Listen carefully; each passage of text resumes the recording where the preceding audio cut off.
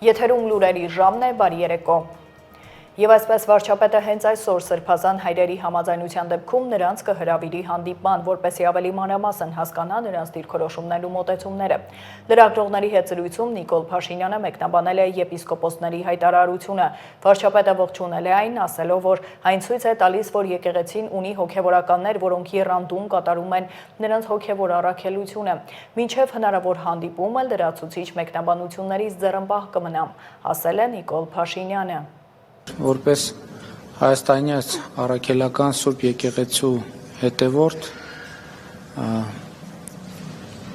որդեական խոնարհությամբ եւ նախանձախնդրությամբ եմ ընդունել այդ հայտարարությունը, որպես պետության կառավարության ղեկավար վճռականությամբ եւ հաստատակամությամբ ողջունում եմ այդ հայտարարությունը, որովհետեւ կարծում եմ, որ այս հայտարարությունը նախ ցույց է տալիս, որ մեր եկեղեցում կան հոգևորականներ, ովքեր նախանձախնդիր են եկեղեցու հոգևոր առաքելության իրականացման գործում եւ ես իհարկե Սրբազան հայրերի համաձայնության դեպքում հենց այսօր նրանց կհրավիրեմ հանդիպում կխնդրեմ, որպեսզի նաև նրանց դիրքորոշումները, մոտեցումները հայտարարությունից բխող ավելի մանրամասն հասկանամ եւ իսկ իմ դիրքորոշումները նախկինում արտահայտելու առիթ ունեցել եմ եւ այդտեղ կարծում եմ նորություն չկա։ Ես գիտեք, այս պահից արդեն ասացի հնարավոր հանդիպումից հետո կամ ավելի ճիշտ միջև հնարավոր հանդիպումը լրացուցիչ մանրամասների մասին կամ լրացուցիչ մեկնաբանություններից ձեռնպահ կմնամ։ Կրկին ուզում եմ ասել, որ որպես պետության ղեկավար հաստատակամորեն եւ վճռականորեն ողջունում եմ այդ հայտարարությունը եւ նաեւ այն ընդունում եմ որպես հայաստանյաց առաքելական Սուրբ եկեղեցու հետևորդ որդեական խոնարհությամբ եւ նախանձախնդրությամբ։ Իսկ եպիսկոպոսները հայտարարել են, որ քննչական կոմիտեում իրականացված փորձաքննությունների արդյունքում հաստատվել է Մայրաթորի դիվանապետ Արշակ Խաչատրյանի մասնակցությամբ տեսանյութերի իսկությունը։ Տարածած հայտարարությունում նրանք պահանջում են Արշակ Խաչատրյանի եւ Կտրիչ Ներսիսյանի հեռացումը եկեղեցուց։ Ավելի վաղ տելեգրամյան ալիքներում եպիսկոպոսած դասին վերաբերող նոր հայտարարության լուսանկար էր տարածվում։ Եպիսկոպոսները դիմել են մնացյալ եպիսկոպոսներին եւ հանրությանը հայ եկեղեցին Կտրիչ Ներսիսյանից եւ Արշակ Խաչատրյանից մաքրելու գործընթացին միանալու համար։ Տարածվող հայտարարությունում նշված են հոգևորականների անունները, նրանցից ոմանք ստորագրել են դրա ներքո։ 44-օրյա պատերազմի հետևանքով զոհվել է 3833 անձ, այդ թվում 78 քաղաքացիական անձ, 3755 զինծառայող։ Այս մասին Facebook-յան էջում գրել է ազգային ժողովի նախագահը։ Ալեն Սիմոնյանն ասել է, որ անհայտ է 191 անձի գտնվելու վայրը, այդ թվում 172 զինծառայողի եւ 19 քաղաքացիական անձի։ Հավերժ փառք մեր նահատակներին, գրել է Ալեն Սիմոնյանը։ Առողջապահական ապահովագրության մասին է խոսել վարչապետը կառավարության նիստում։ Նիկոլ Փաշինյանն ասել է, որ պետք է մտածել ոչ միայն թոշակների բարձրացման, այլև տնտեսության աճի ու ստվերի կրճատման մասին։ Պետք է հասկանալ, որտեղից է թոշակը գեներացվում մարդկանց աշխատանքից եւ մարդկանց աշխատանքը պետք է նաեւ տեսանելի եւ ոչ ստվերային լինի։ Եվ մենք այս ճանապարհով նաեւ թոշակառուներին հնարավորություն ենք տալիս, որպեսզի ստվերի կրճատման գործում դեր ունենա։ Պլան կա նաեւ հետադարձ հիպոթեկի ծրագիր իրականացնելու, որը նույնպես մեր թոշակառուների կենսամակարդակում եւ ապրելակերպում էական դրական փոփոխություններ է մտցնելու, ասել է Նիկոլ Փաշինյանը։ Լավ, ասում ենք թոշակառուն ինչի վրա է ծախսելու գումարը։ Ենթադրենք 12000 կամ ինչ որ չափով ավելացրենք։ Ինչի վրա է թոշակառուն ամենաշատը ծախսում գումար։ Ակնհայտորեն առողջապահության։ Ակնհայտորեն առողջապահության։ Հետևաբար, բայց մի րոպե, եթե մենք մարդու թոշակը ամիսը 10,000 դրամով բարձրացնենք, ինքը իր առողջապահական խնդիրները կարողանալու է շատ թե քիչ պատշաճ ձևով լուծի։ Ոչ, չի կարողանալու։ Դրա համար մենք ասենք եկեք ոչ թե թոշակը ավելացնենք, մանավանդ հիմա շատ կա, նայում են ինչ ենք խոստացել, ինչ ենք խոստացել, մենք չենք խոստացել, որ առողջապահության ապահովագրությունը խոստացել ենք, բայց չենք խոստացել, որ կենսաթոշակառուների համար դա անվճար է լինելու։ Դենց բան չենք խոստացել, որովհետև ասում են, այս խոստացել եք, չենք արել։ Բա որ տասնյակ ուրիշ բաներ չենք խոստացել, բայց արել ենք, դա հաշվարկով պետք է անի։ Բայց մենք իրականում ուզում եմ ցույց տամ, մենք մտածել ենք լավ թոշակառուի թոշակը լավ 10,000, 15,000 դրամով ուղակի ավելացնենք։ Ինքը իր առողջապահության խնդիրը կարողանալու է լուծել։ Ոչ, բա ինչ անենք։ Բա ինչ անենք, մեր խնդիրն է նա, որ 10,000 դրամ գրենք, ասենք ստեսություն, մենք խնդիրը լուծեցինք։ Մենք դրա համար առողջապահության ապահովագրության համակարգը ներդրեցինք, ճիշտ է հիմա 65-ից պլյուս թոշակառուներին, մենք իրանց ավելացրած թոշակը առանց իրանց հարցնելու դնում ենք այդտեղ, բայց իրանք այդտեղ ստանալու են մի քանի անգամ ավել արժեցող ծառայություններ, որոնց կարիքը իրանք իհարկե կունենան, Աստված տա չունենան։ Բայց գործնականում տեն չի լինում, որովհետև վիճակագրությունը ցույց է տալիս, որ մարդիկ իրանց կենսաթոշակառուների առաջնային կարիքը առողջապահական ծախսերը հոգալն է, սկսած դեղ եւ այլն եւ այլն։ Ես էլի ուզում եմ ճշգրտել, որ մենք ոչ բոլոր դեղերի ոչ ամբողջական ծախսերն ենք փակելու, բայց մենք այս ճանապարհով թոշակառուներին վերադարձնում ենք այնքան գումար, որը էականորեն ավելի է այն 10-11 հազար դրամից, որ մենք իրանց պոտենցիալ ավելացող թոշակից վերցնում ենք եւ դնում ենք իրենց առողջապահության համակարգի մեջ։ Այսինքն մենք իրանց համար ենթակառուցվածք ենք ստեղծում բոլորովին նոր ծառայությունների ենթակառուցվածք, որը բոլորի համար, բայց թոշակառուների համար առանձնահատուկ կարևոր է այդ առողջապահության ապահովագրությունն է, որը մենք հաջորդ տարվանից այդ ծառայությունները կմատուցենք։ Ես նկատի ունեմ, մենք այս նրբությունները ավելի ակտիվ պետք է մեր հանրությանը ներկայացնենք, որպեսզի նրանք ճիշտ տեսնեն պատկերը։ Շարունակենք, Հայաստանի սեփականության իրավունքն է վերականգնվել Երևանի Հովսեփյան փողոցի հեռուստաաշտարակին հարող տարածքում գտնվող $1,095,000-ին համարժեք 417,659,000 դրամ շուկայականին մոտարկված կադաստրային արժեքով 7090 քառակուսի մետր մակերեսով հողամասի նկատմամբ։ Այս մասին հայտում են գլխավոր դատախազությունից, հիշեցնելով, որ դատախազության պետական շահերի պաշտպանության վարչության հերթական հայցադիմումը հակակոռուպցիոն դատարանի 2025 թվականի մարտի 7-ի վճռով բավարարվել էր։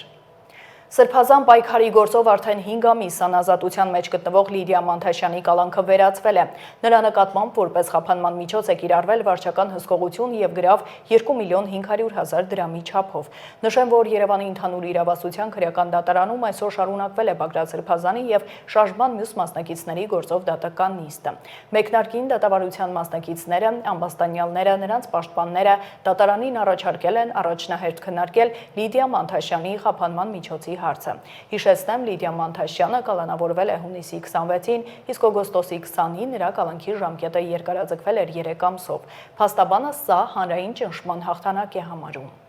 Դիրքորոշումը այսպիսին չէր լինի,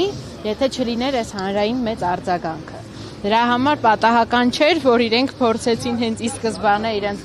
իրենց խոսքի մեջ հերքել, որ սա ամենևին պայմանավորված չէ այդ գրառումներով, այդ ակցիաներով, այլ իրավական հիմնավորումներով են մենակ սահմանափակվում, բայց իմ խորին համոզմամբ, ինչպես նաև նախկինում նշել էի, հենց այս էր, որ կարող ենք համարել հանրային ճնշման հաղթանակ։ Ոչ արդարության, էլի եմ ասում, այն պահից սկսած, երբ որ այս խեղկատակ ապացույցներով այս գործը հարուցվել է, երբ որ Լիդիան ներգրավել է որպես մեղադրյալ, մենք իրավաբանության, արդարադատության հետ գործ չունենք։ Սա ես համարում եմ հանրային ճնշման հաղթանակը։ Դիլիջանի ոլորանների եւ Լեռնային Հայաստան առողջարանի մոտակա անտառային հատվածների հրդեհներն ամբողջությամբ մեկուսացվել են։ Այս մասին հայտում է ներքին գործերի նախարարության փրկարար ծառայությունը։ Գրքին հորդորում ենք խստորեն պահպանել հրդեհային անվտանգության կանոնները։ Հրդեհ կամ ծուխ նկատելու դեպքում խնդրում ենք անհապաղ զանգահարել 911, կտրվի լրացուցիչ տեղեկություն, նշված է հաղորդագրությունում։ Այժմ առաջարկում եմ ծանոթանալ աշխարհում կատարվող իրադարձություններին։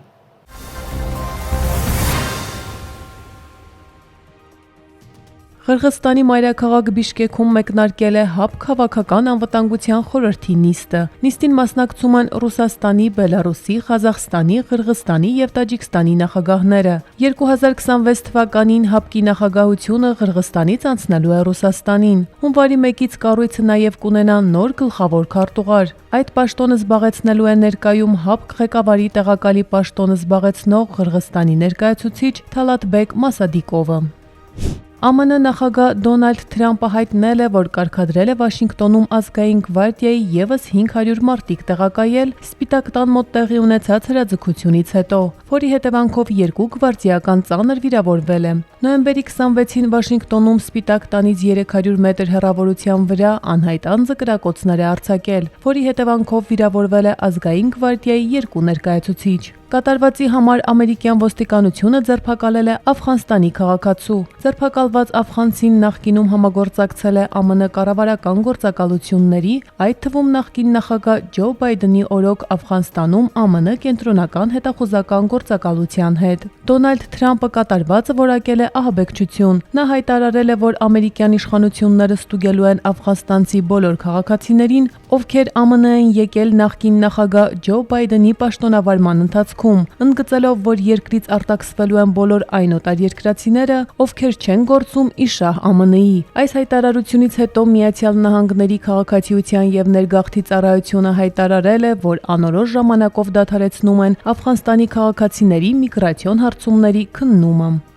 Ուկրաինայի նախագահ Զելենսկին զինված ուժերի գլխավոր շտաբի ներկայացուցիչների հետ քննարկել է ռազմաճակատում տիրող իրադրությունը եւ ռազմական կարիքները։ Զելենսկու խոսքով հարկավոր է շարունակել հարվածները ռուսական ուժերին եւ կատարել մարտական առաջադրանքները, քանի որ դա հնարավորություն կտա բանակցել Ուկրաինայի համար շահավետ դիրքերից։ Իսկ Եվրամիության դիվանագիտության ղեկավարի խոսքով, որպեսզի Ուկրաինայում պատերազմն իսկապես ավարտվի, հարկավոր է, որ կրճատվեն Ռուսաստանի բանակի թվաքանակը եւ ռազմական բյուջեն։ Եվրամիության երկրների արտգործնախարարների հետ հանդիպումից հետո Կայա Կալասը նաեւ հայտնել է, որ խաղաղության շուրջ ցանկացած համաձայնագիր պետք է ներառի զիջումներ նաեւ ռուսական կողմից։ Ըստ առաջարկվող ամերիկյան ծրագրի Ուկրաինան պետք է տարածքներ զիջի, կրճատի իր զորքերի թվաքանակը եւ հրաժարվի ՆԱՏՕ-ին անդամակցելու ձգտումներից։ ԱՄՆ նախագահ Դոնալդ Թրամփը ավելի վաղ հայտնել էր, որ համաձայնելով դադարեցնել ռազմական գործողությունները, Մոսկվան արդեն իսկ գնում է զիջման։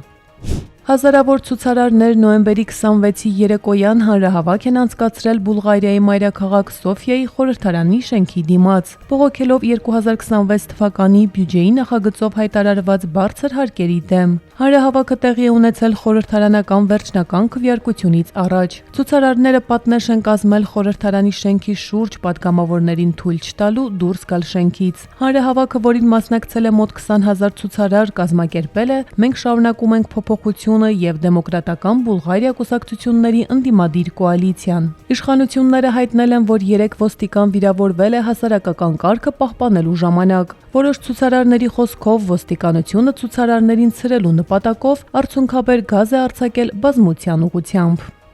Հոնկոնգի բնակելի համալիրներից մեկում արդեն 1 օր մոլեգնող հրդեհը 40-ից ավելի մարդու կյանք է խլել։ Գրեթե 280 մարդ համարվում է անհետ կորած։ Կան նաև տասնյակ վիրավորներ։ Հարյուրավոր բնակիչներ տեղավորվել են ապաստարաններում։ Հրդեհաշիջման աշխատանքները շարունակվել են ամբողջ գիշեր։ Ըստ իշխանությունների հրդեհն աստիճանաբար վերահսկողության տակ է վերցվել։ Նշվում է, որ հրդեհի ժամանակ շենքերում իրականացվում էր վերանորոգման աշխատանքներ։ Հրդեհի պատճառը դեռ հետաքննվում է, սակայն ըստ ոստիկանության վերանորոգման ընթացքում օգտագործվող նյութերը հրակայուն չեն եղել, ինչը նպաստել է հրդեհի արագ տարածմանը։ Բացի դրանից շինարարական աշխատանքների ժամանակ օգտագործվել են բամբուկե փայտամածներ, որոնք նույնպես արագ են բռնկվում եւ բարձր այրվողականություն ունեն։ Շինարարական ընկերության տնօրեններից 2-ը եւ ինժեներ խորհրդատուն արդեն ձերբակալվել են։ Արմինե Գևորգյան, Update լրատվական։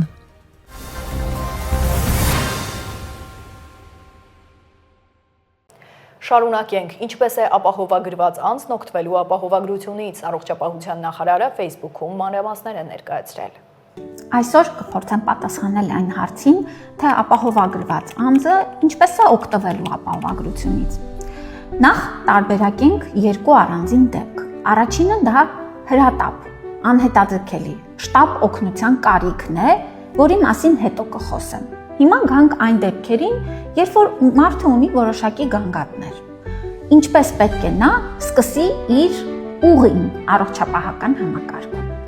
Ֆիքսում ենք մեկ բան, որ առաջին նրա կոնտակտը ամբուլատորիան եւ պոլիկլինիկան են։ Պետք է դիմել ընտանեկան բժշկին, թերապևտին կամ մանկաբույժին։ Առաջին այս этаպից հետո, եթե ընտանեկան բժիշկը, թերապևտը, մանկաբույժը կարիքը եւ ցուցումը տեսավ, արդեն ուղղորդելու է հետագա բուժօգնությանը։ Եթե կարիք լինի անցնելու հավելյալ հետազոտություններ կամ կարիք լինի ուղեգրվելու հիվանդանոցային բուժօգնություն ստանալու,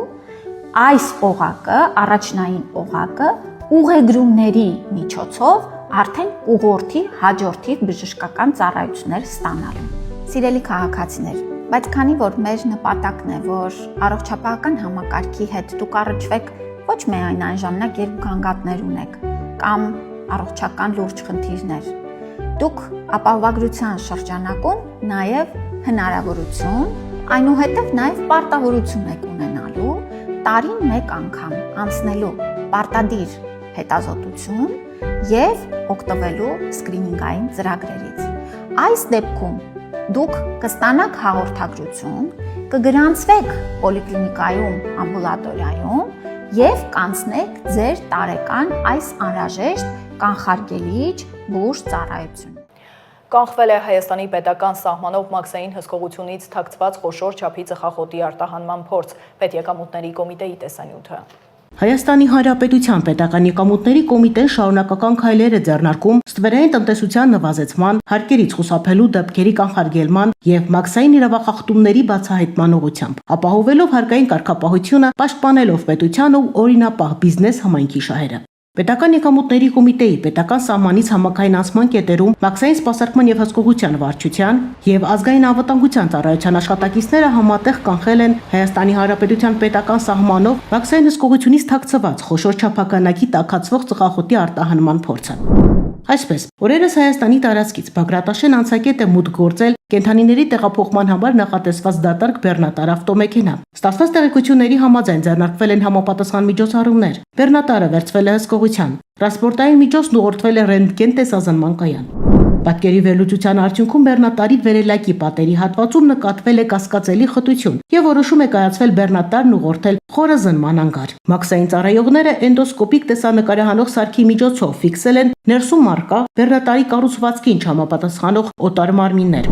Հատուկ կտրող սարքավորման օգնությամբ բացվել են խորոչներ, որտեղ թաքցված է եղել մոտ 22300 տուփ տաքացվող ծխախոտ։ Խորոչներում ծխախոտներն այնպես են հարմարեցված եղել, որպեսզի արկաժապավենները քաշելու միջոցով ապրանքը հեշտությամբ դուրս բերվի։ Դեպքի առնչությամբ կազմվել է մաքսային կանոնների խախտման վերաբերյալ արձանագրություն։ Ոստիկանությունը շարունակում է ապօրինի պահվող զենք զինամթերքի հայտնաբերումն ու առգրավումը, մանրամասները տեսանյութում։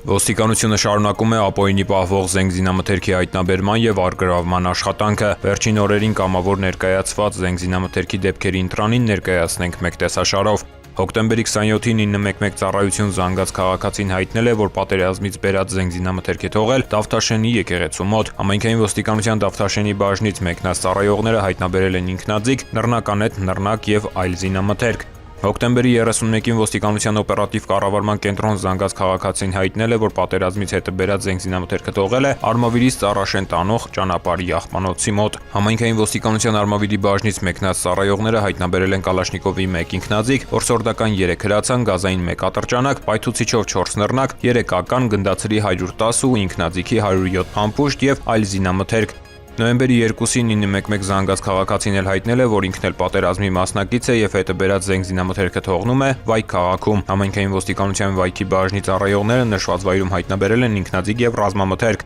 Նոյեմբերի 3-ին ոստիկանության օպերատիվ կառավարման կենտրոն զանգած քաղաքացին հայտնել է, որ պատերազմից բերած զենք զինամթերքը թողնում է Մարի փողոցի կիսակառույց շենքի մոտ։ Նորնորքի համայնքային բաժնի ծառայողները հայտնաբերել են Կալաշնիկովի 1 ինքնաձիգ, 3 նռնակ փամփուշտներ եւ Մակարով տեսակի ատրճանակ։ Արմավիրի մարզի պարեկների բացատրական աշխատանքի արդյունքում առաջին ահազանգը ստացվել է նոյեմբերի 4-ին։ Էջմիածնի ռեստորաններից մեկի հետնամասում հայտնաբերվել է Կալաշնիկովի 1 ինքնաձիգ եւ 191 փամփուշտ։ Նոյեմբերի 7-ին ստացված ահազանգի հետքով Արմավիրի կաթի գործարան տանող ճանապարհ մեկնած ոստիկանները հայտնաբերել են Կալաշնիկովի մեկ ինքնաձիգ, կարճացված փողով հրացան, 2 նռնակ, 252 փամփուշտ եւ այլ զինամթերք։ Օրդորում ենք ապօրինի պահվող զենգզինամթերքը կամավոր հանձնել իրավապահ մարմիններին, դրանով դուք կազատվեք քրեական պատասխանատվությունից։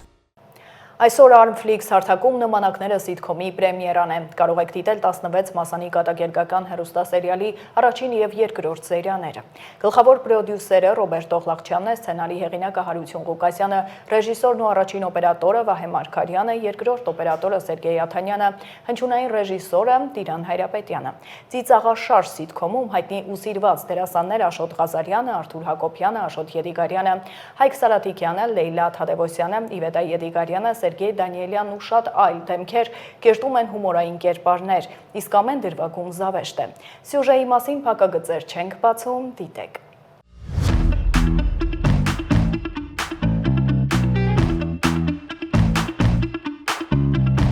Հայկական սերիալ էի նայում, ներվայնացա։